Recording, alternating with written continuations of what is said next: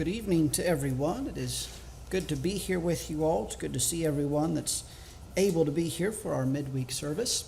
As you can see on the board, and Mr. James announced, we're going to be continuing tonight in the series that I've done off and on of doing overviews of the books of the Bible.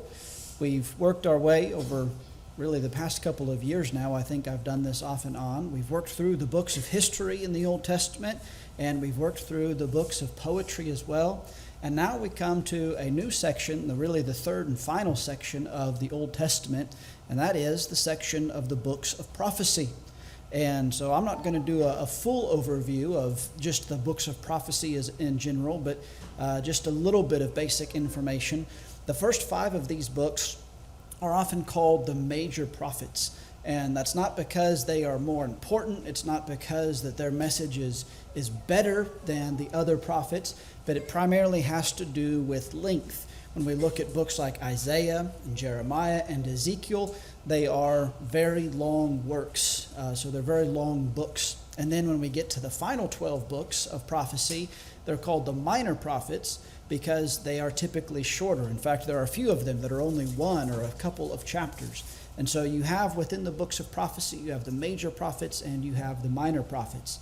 But tonight we're going to get started with the first of these books of prophecy, and that is the book of Isaiah. The book of Isaiah is a big book. The book of Isaiah is a wonderful and an important book.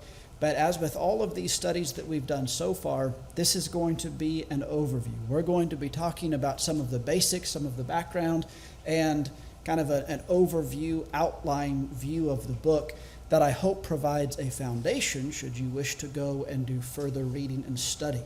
We could teach a series on the book of Isaiah.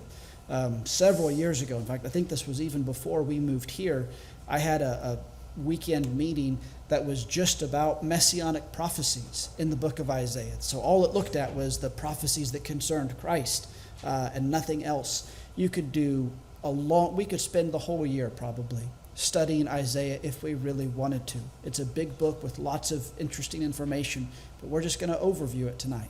Also, I'm not going to delve into any of the specific prophecies.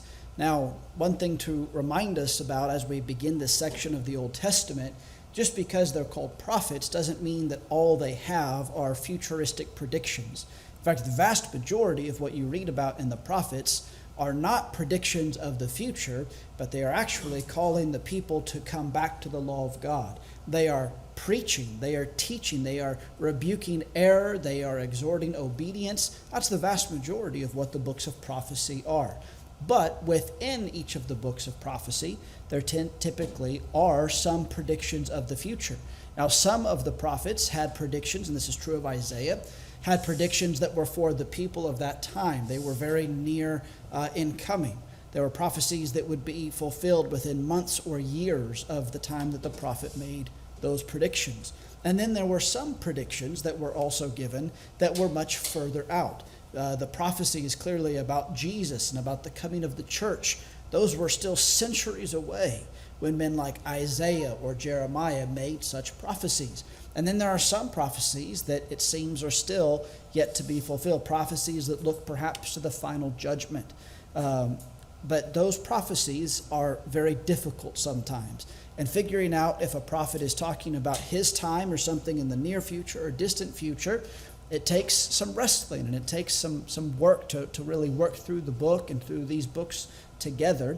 And so we're not going to delve into any of those in detail. But again, I hope to give a framework for the book of Isaiah and an overview that helps us understand the main message, the main themes that are found in this book, and again provides a foundation should you wish to go and study this book a bit further on your own.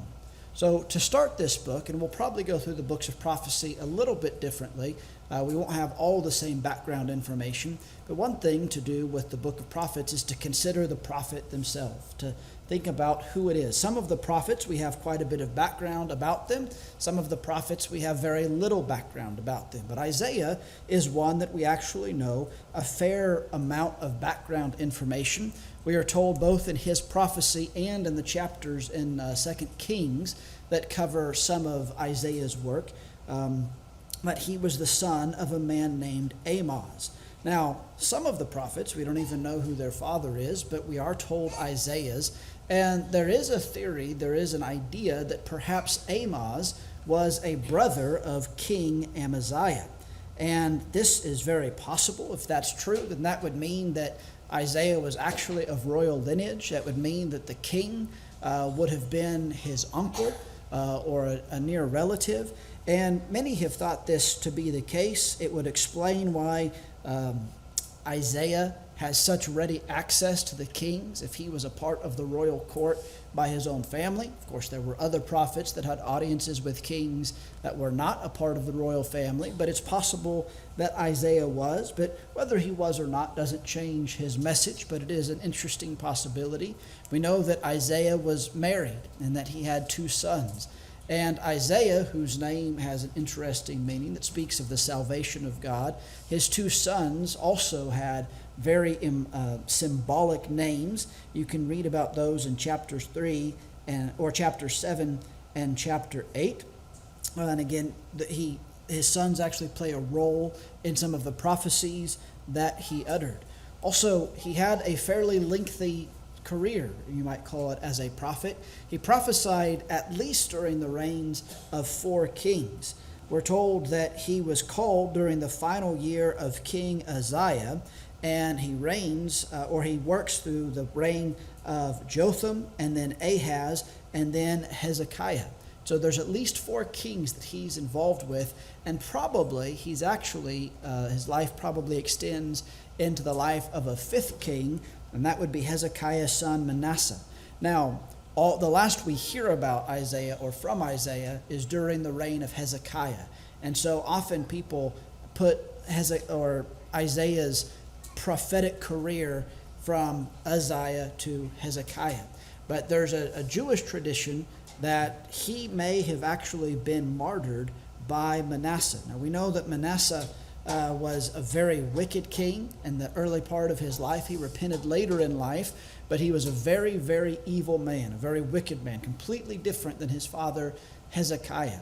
And there is a tradition that Isaiah was sawn in 2 under the reign of Manasseh. Some believe that Isaiah is who the Hebrew writer is speaking of in Hebrews 11 verse 37 when he says some were sawn asunder.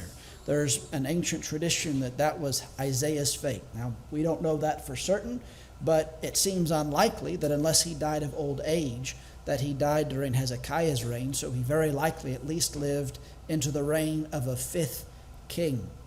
And then he was also a contemporary with a few other prophets. And Lord willing, we'll get to these men and their prophecies at some point down the road. But Isaiah was focused predominantly in Jerusalem. That is where he was, that is where he worked, that is where he did most of his preaching. Now, some of his prophetic messages concerned the surrounding areas and surrounding nations, but he was primarily located there in Jerusalem. And he had some things to say about Israel, but predominantly his message was for Judah. But there were some other prophets living right before and during and after him that were in some other places or had some other focuses. Of course, there was Amos, who prophesied during the reign of Uzziah, and it's Uzziah, the end of his reign, that Isaiah is called to work. Hosea worked nearly the same time frame as Isaiah, also working in the time of Uzziah. And then there's also Micah, was a contemporary of Isaiah's, who worked during the reigns of Jotham and Ahaz and Hezekiah, and he prophesied primarily about the destruction of Israel, but he also had a message for the kingdom of Judah. And so we see Isaiah living around the same time as some of these other men, even though their messages may have been predominantly towards Israel or more towards the countryside. And again, Isaiah was located predominantly there in Jerusalem. Now, understanding Isaiah it's helpful to understand, at least briefly, the historical setting of what is taking place.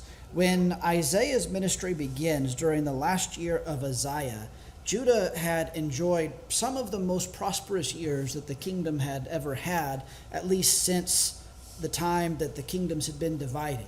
There were always up and downs, but they had had a pretty good run of it. And Israel had even had a pretty good run of it lately. They seemed comfortable, and they were at a point of relative peace. There weren't a lot of foreign powers that were pressing too hard to create empires just at that point. But that peaceful setting was about to begin changing, and it was going to change drastically. And it was actually going to be a change that would continue for quite a long time, really up until the time of Christ. At this point in history, there, again, are not many major empires. Egypt is probably one of the biggest, but it's not expanding or conquering. But from this point forward, we're going to go from the Assyrian Empire to the Babylonian, to the Persian, to the Greek, to the Roman. And so this is a very pivotal point in history. And Isaiah is one of the prophets that really begins to introduce all that God is going to do through history to begin bringing about his plans and his purposes. First of all, there's going to be this kingdom of Assyria. Around this time, Tiglath-Pileser III is coming to power and is going to begin conquering different territories. And it's going to be Assyria that God uses to bring judgment on the northern kingdom of Israel. Remember, Israel is one kingdom and Judah is another kingdom at this point. And Israel has been filled with evil kings, and there have been prophets that have tried to warn that nation of the judgment they would face if they did not repent, but they continued in their rebellion. And during Isaiah's lifetime, that happens. This country, or the northern kingdom of Judah, or of Israel, is conquered by Assyria and carried off into captivity and essentially destroyed. Now, Assyria will also pose a threat to Judah, and there are going to be some messages that Hezekiah or Isaiah has for some of the kings of Judah, warning them against being too worried about Assyria. God will protect them, and that's exactly what happens. Assyria never conquers Judah. But there is another kingdom that's going to be coming, and that is the kingdom of Babylon. Now, one of the things that's amazing about Hezekiah's prophecies is Hezekiah makes prophecies and begins telling the people of his day about these nations. And at this point, Assyria is at the very beginning of their conquest, and Babylon is not even close to an empire at this point. And yet, Isaiah is able to talk about the rise and even the fall of Babylon. He even has prophecies concerning the Medo-Persian Empire, calls out Cyrus by name. These are kingdoms that don't even exist really at this point.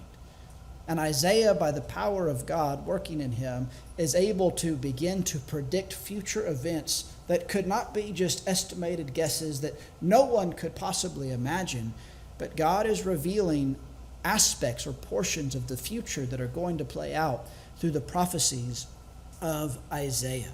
And so that's some of the background of this time period that Isaiah lives in and some of the history that's taking place.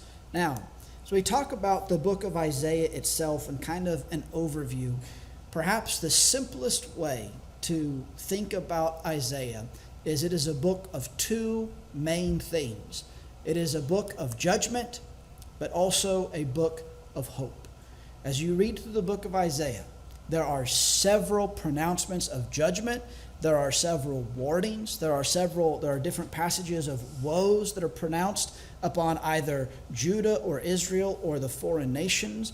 And there are multiple promises of impending judgment. And I realize those are not always easy to read. Those aren't the most happy-go-lucky. They aren't the most warm and fuzzy feeling chapters, but they are important chapters. Because Isaiah reminds us, as do other portions of the Bible, of the judgment of God. And the book reminds us of what is in store for those who continue to rebel against and sin against God.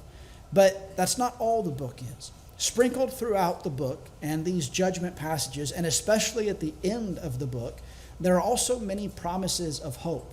In fact, it becomes a beautiful scene that really is the scene that goes all the way back to the beginning into the Exodus, and it's the same scene that's going to ultimately play out in the final day of judgment. is there is a hope for God's people. Yes, God is going to judge the wicked, just like God judged Egypt, who had enslaved Abraham's descendants. Through that judgment, God delivered Israel. And through some of the judgments that Israel and Judah are going to face, and then judgments that Babylon and others are going to face, God is actually going to bring about his purposes to save the remnant of faithful people. And this, of course, points towards the greater and final judgment, when, yes, God is going to judge the wicked, but it is through that judgment and through bringing this world to an end and bringing about the new era of eternity that he brings a message of hope to those who have been and are faithful to him. And so as Isaiah discusses these different concepts of both judgment and hope, there are some contrasts that you can find and you can look for as you read through the book of Isaiah. One of the reasons for judgment is broken covenant. You go back to the Pentateuch, to those first 5 books of the Bible, particularly Leviticus and Deuteronomy. God had given a law to his people when he saved them from Egypt and he brought them out. We've been going through some of these stories on our Sunday night studies. He brought them out and he gave them his law and he made a covenant with them. And you can read, especially in Deuteronomy, about the blessings and the curses, but they were to be in this covenant relationship. But what happens from that point of giving the law and then the conquest, when Israel finally settles in the promised land, and you go forward hundreds and hundreds of years, there are periods of obedience and goodness. There are times when kings and the people strive to fulfill their covenant relationship. But by and large, a majority of the time, the people reject the covenant. And they break the covenant, and they turn to idols, and they don't obey God, and they don't live the way God has called them. They are not holy as he is holy. And they persist in rebellion. And again and again and again, they break God's covenant. And thus, there is going to be a consequence, and there is going to be judgment. But that calls into question the covenant promises. Now, God had made some very important promises through history. And again, we've studied some of these in our Sunday night studies. Remember that promise, that very important covenant that God made with Abraham back in Genesis 12, and also in chapter Genesis 17 and 22, that Abraham was going to become a multitude of people, that his descendants would be more numerous than the stars. And the main promise that was given was that through Abraham's lineage would come worldwide blessing. Through Abraham, all nations would be blessed. So somehow, through Israel, there is to be worldwide global blessing. Now, if you're a Jew living during the exile period, and you're no longer in Jerusalem, and you're a captive in Babylon, or you've been dispersed somewhere else by Assyria, you may begin to wonder if that promise is still true.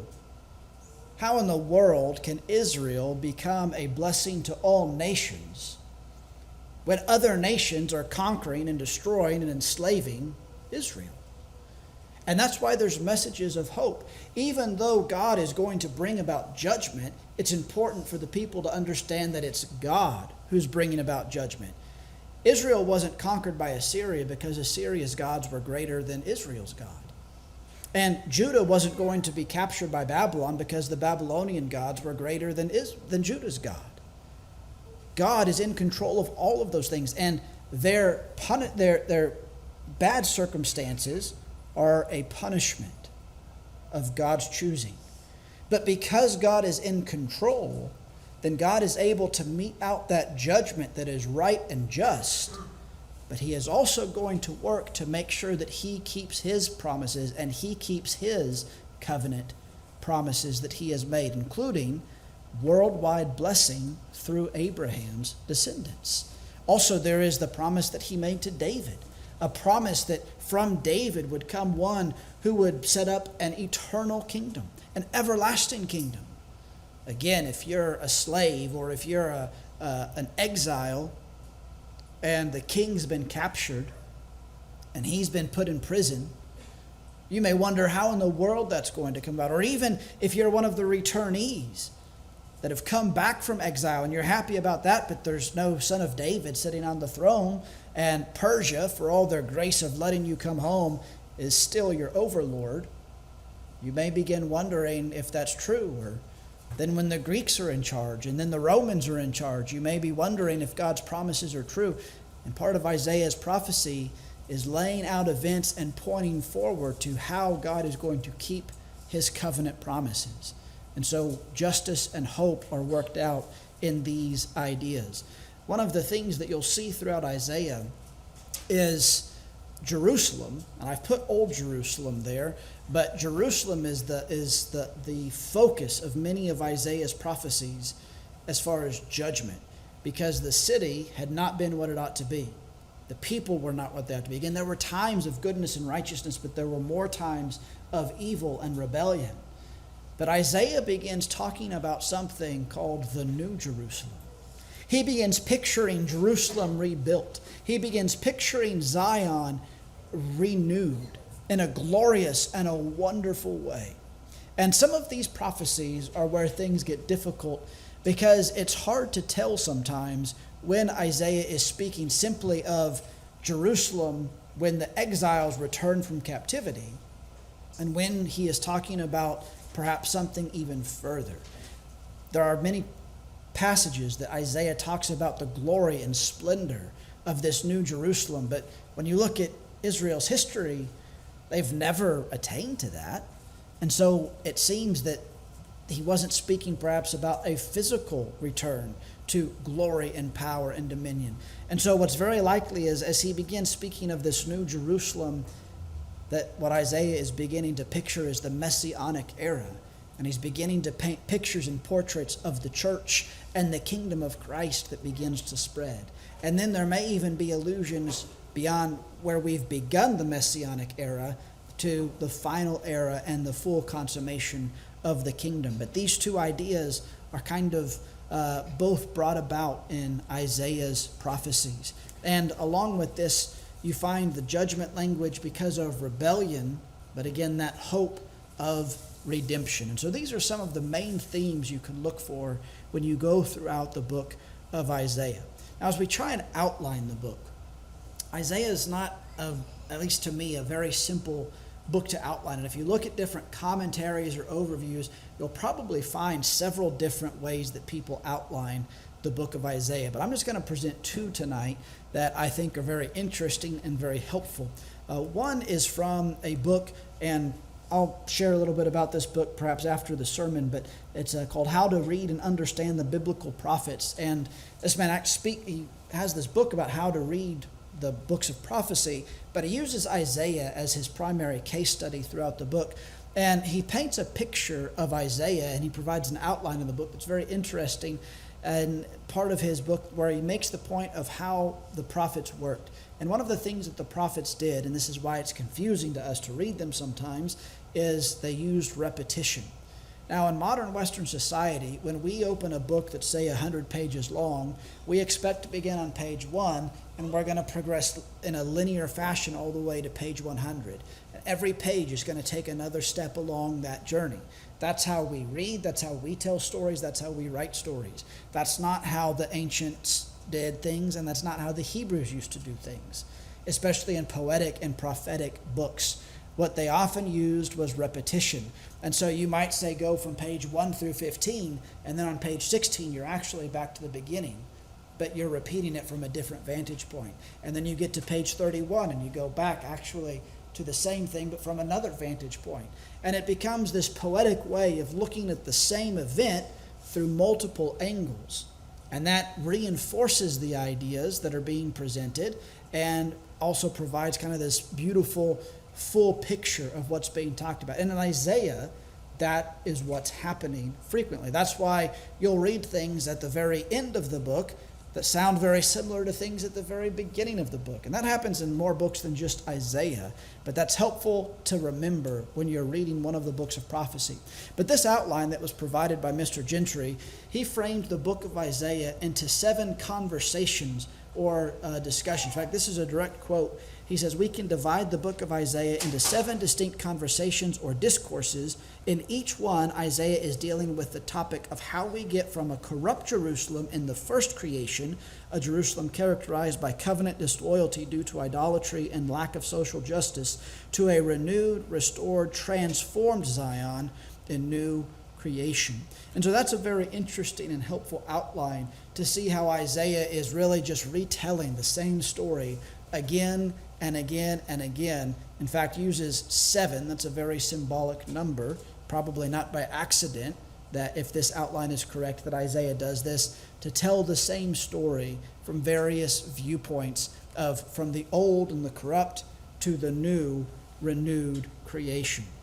But then there's another outline that kind of helps break it up in a literary way, and that focuses on the first portion, which would be chapters 1 through 39, and then the second, which is chapters 40 through 66. But even that first section can be broken up a little bit. So chapters 1 through 12 provide one segment, and then 13 through 27, and then 28 through 39. And this is the first section of the book of Isaiah. And as we look through this, we'll go through this very quickly, considering all that's in there. But this, again, is mainly just a framework to be able to help you get the big picture of Isaiah and use it as a foundation to go further if you want to. In the opening section, the focus is primarily on Jerusalem. And so we have in the first 5 chapters Israel's condition, which was abysmal when Isaiah begins his prophecy. There are many problems. There's oppression, there's moral lack, there is drunkenness, there is pride, the people test God, they are immoral opportunists, there are many problems societally in the way that they treat one another. There are many degradations that have taken place in the people of Judah. They are not the covenant people that they ought to be. And so the first few chapters paint this picture, and Isaiah is giving prophecies against the behavior of the people. Now, we find that sometimes they were still engaged in worship. In fact, in chapter 1, we find that they worshiped, but their worship had not transformed them. Even though they observed Sabbaths, and they observed feasts, and they observed sacrifices, God declared that those things disgusted him because they were not holy. That, by the way, even though it was written a few thousand years ago, is an incredible reminder for you and me today. We can show up at this building or at any other location multiple times a week, and we can go through the worship service in the right pattern. We can set the Lord's table the way it ought to be set on Sunday. We can sing without musical instruments. We can go through all the right motions, and we should.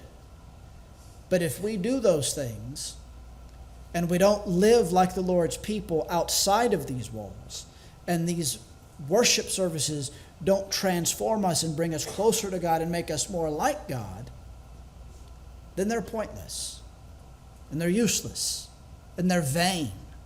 That's what the problem was in Isaiah's day. So he has quite a contemporary message for us, even though it was written so long ago. Mere ritualism has never been acceptable to God. He wants his people to live transformed lives. And so Isaiah paints this picture of Israel's condition. Now, chapter 6, and this is kind of strange. You would think that Isaiah's call would come at the beginning, but he actually puts it at chapter 6. But we read about his call, and that's a beautiful chapter. But then in chapter 7 through 12, he begins teaching about the destruction of Israel. And this is not easy things for the people then to have heard and to read. But he begins talking about how Israel is going to be destroyed. But mingled in with this, there are promises of a remnant and of a future restoration. But then in chapter 13, Isaiah shifts. And his prophecies, instead of being focused predominantly on Israel and Jerusalem, begin being focused on the nations. And so there are several oracles against nations. There's Babylon and Assyria and Philistia and Moab, and you can read the rest of them that are there on the screen.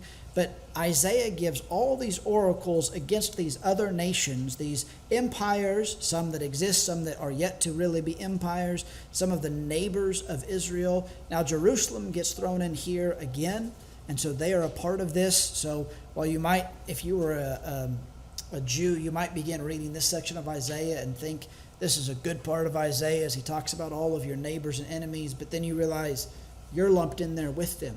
Now, what does this show? Something that I mentioned a little while back. It shows that God is the God of all the earth. He is not just the God of Israel. It's not like many of the ancients considered that there were gods over this section and over that section and over that land, and some people's gods were more powerful than the others. That's not the true picture. The true picture is God is the one true God. And his sovereignty is not over one piece of land in the Middle East. It is over all the earth. He is sovereign over all of these nations. And again, this also demonstrates that Israel's fall is not because of God's weakness, but it was an act of judgment. Now, the people may not have understood that specifically when Isaiah was first giving these oracles, but imagine looking back and being able to read these things that Isaiah had prophesied and see them come true. What a building of faith that would be, that you were worshiping and following the one true God.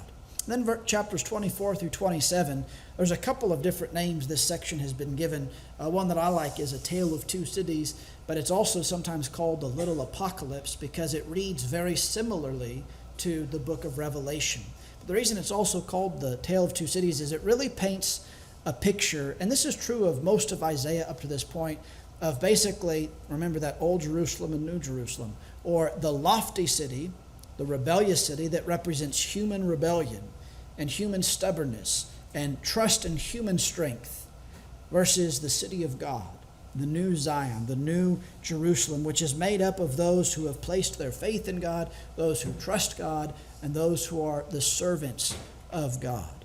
And then in this final section, 28 through 39 of this first portion of Isaiah, we have a focus again on Jerusalem that leads us up to really the fall of Jerusalem, even though it's going to be some time after Isaiah's life, about a century after, that it actually falls. But he rebukes the leaders for their misplaced trust. During this whole time of political upheaval, Israel and Judah's leaders were always tempted to trust in kings of neighboring nations instead of trusting in God. And they're rebuked for that in this section. And then the chapters 36 to 39 are interesting because it breaks from the poetic and prophetic style, and it's actually a narrative. These chapters tell a narrative story about King Hezekiah. But this is kind of a visual demonstration of what Isaiah has been rebuking the leaders for, because you do have these chapters that show Hezekiah's trust in God. A beautiful picture when Assyria is literally at the doorstep, but Isaiah does not, or Hezekiah does not yield. He trusts God, he prays to God, and God delivers the nation from Assyria. But then in chapter 39, we have Hezekiah accepting these envoys from Babylon, the small little country of Babylon, and he's showing off all of his wealth and he's showing off all of his kingdom. And what he's probably doing is trying to make an alliance. He's beginning to rely on the help of others in this whole political tumultuous time. And Isaiah comes to him and he says, this nation that you've just welcomed in and shown the treasuries of the temple and of your kingdom, this nation one day is going to capture our people. And so that section ends, and it really kind of ends where it's supposed to, because it ends looking immediately towards the exile, promising that Judah is going to be exiled. Even though Hezekiah had made reforms and he had done many good things, it was not enough to make up for all the rebellion. Punishment was coming. But then chapters 40 through the end of the book begin looking to the hope of the future. I'm not going to delve into this too much because I don't think it's really all that important, but there are a lot of debates about whether Isaiah actually wrote the whole book. There's a lot of modern scholars and critics that believe Isaiah was actually written by 2, 3, or more people, and that chapters 40 through 66 are actually written after the exile. They're written by disciples of Isaiah later on down the road. And one of the reasons for that is because some of the descriptions in this part of the book are impossible to write during Isaiah's lifetime without direct revelation. Again, it's in this section, he calls out Cyrus by name. Cyrus, who would be the king of Persia, not of Assyria, not of Babylon, but Persia, hundreds of years from now. He calls him by name as the one who would send God's people back, and that's exactly what happened. Now, so just so you're aware, there's those theories out there, but I believe fully that Isaiah wrote the whole book. I think there's evidence in the New Testament that helps us with that. But what this section is Isaiah is looking forward to this time after the exile. And he's beginning to give a message of hope. Judgment's certain. It's going to happen. But there is hope. And so he begins framing this hope about the return. This exile is not going to be the end of the nation, but they're going to be returning. But within this picture of the return, there Isaiah is able to begin providing an even bigger picture of a greater salvation, of a redemption from more than just Babylonian captivity or Assyrian oppression, but a deliverance of sin. A deliverance that's going to be something entirely new, a new creation, a new kingdom. And so he begins picturing these things. And that is the final section there of Isaiah. Now, one thing that I want to bring out just before we close, because Isaiah is so prominent in this aspect, is Isaiah's messianic prophecies. And I'm not going to go through these, but just so that you can have them or you can be aware, Isaiah, I believe, has more prophecies about the Messiah than any other of the prophets, of the writing prophets. And it's a beautiful picture. When you look through Isaiah and you have this picture of judgment and hope, that it was through Isaiah that God chose to begin really revealing who this Messiah was going to be. There's been promises about a Messiah. Okay? There's going to be worldwide blessing through Abraham. They're expecting a king to come from the lineage of David to establish an everlasting kingdom. But who is that king? What's he going to look like? What's he going to be like? What's his kingdom going to be like? Isaiah really starts painting that picture. And just to go through these very quickly, Isaiah 7, this is the Emmanuel prophecy that Matthew refers to in Matthew's opening chapters. This is the promise of the virgin birth. There's an interesting context about that passage that you can go read, but that is the first prophecy. Isaiah 9, one of my favorite passages from Isaiah to preach and teach about. This is the passage that Isaiah mentions that those who in Zebulun and Naphtali, they were up in the north. They were the first to begin suffering Assyrian oppression. So they were kind of this dark land. They experienced darkness the first. He prophesies that to them the light will shine first. And that's a prophecy that Jesus' ministry is going to really begin and be in fullness up in the north part of the land. And that's exactly where Jesus worked, was up in Galilee and in those areas. This is the passage where he speaks about the one who is going to establish a kingdom and the government will be on his shoulders, and he calls him the Wonderful Counselor and the Mighty God and the Everlasting Father and the Prince of Peace. That's all there in Isaiah 9. Isaiah 11 pictures Jesus as the branch of Jesse. What has happened there is Isaiah is giving this prophecy that from Assyria and then also later Babylon, basically Israel is going to be destroyed. It's going to be like a tree that's cut down. There's going to be nothing but a stump left. But there is going to be a stem. There's going to be a root. There's going to be a branch that survives. And from that branch is going to come the Messiah. Just because things looked terrible didn't mean God's plans had been thwarted. We have Jesus as the chief cornerstone. This is in the passage where Isaiah is rebuking the leaders who had trusted in worldly powers and not God. And he begins speaking about the Messiah as the chief cornerstone to build upon and place our trust in. Isaiah 40 verse 5 mentions the Messiah as the glory of the Lord. And then the next four are very interesting. They're called the servant songs. There's four prophecies in Isaiah where he speaks about the servant. Now, Isaiah talks about the servant or servants of God many times. Sometimes Israel is the servant. Cyrus is called the servant. Sometimes Isaiah is the servant. But in these 4 songs, it's clear that there is the servant. You see, Israel was supposed to be the servant of God, but they had never fulfilled their role. They had never done what they were supposed to do. They were not a light to all the nations. But God is going to bring about his promises through a servant who will be the ideal, the perfect servant. But that is going to be a shocking servant to the people. Because as Isaiah begins picturing this perfect servant, it's not at all what you might expect. Because as he speaks about the perfect servant, he talks about his work in chapter 49, and it's difficult work. In fact, the servant wonders if it's in vain. But it's opening up to the Gentiles. That must have been a surprising prophecy. He is a submissive servant. And then in one of the most beautiful but powerful prophecies of the Old Testament, in chapters 52 and 53, we have the suffering servant. We often read that when we wait on the table because Isaiah portrays so vividly the sacrifice of the Messiah. While the Messiah will be a king, he will also be the Lamb of God. He will be a sacrifice. And that is how he's going to bring redemption to God's people.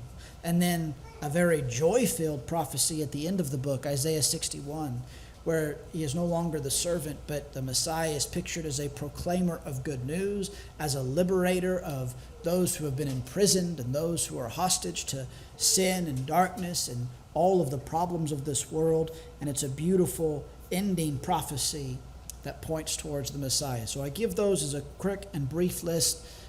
There's a lot of different lists like this we could come up with Isaiah, but I've always been intrigued by the messianic prophecies that Isaiah gives to us. And so there's so much more that we could talk about with the book of Isaiah. Like I said, I know that's not a lot of detail. We haven't gone deep into any of the specific prophecies, but I hope that gives you a framework, especially to consider Isaiah's message of judgment and hope. Because the truth is, even though his book is now over 2,000 years old, we still need to learn from what he had to say.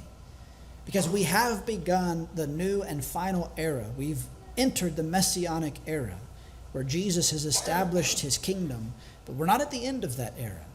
And we're not at the full consummation of the kingdom.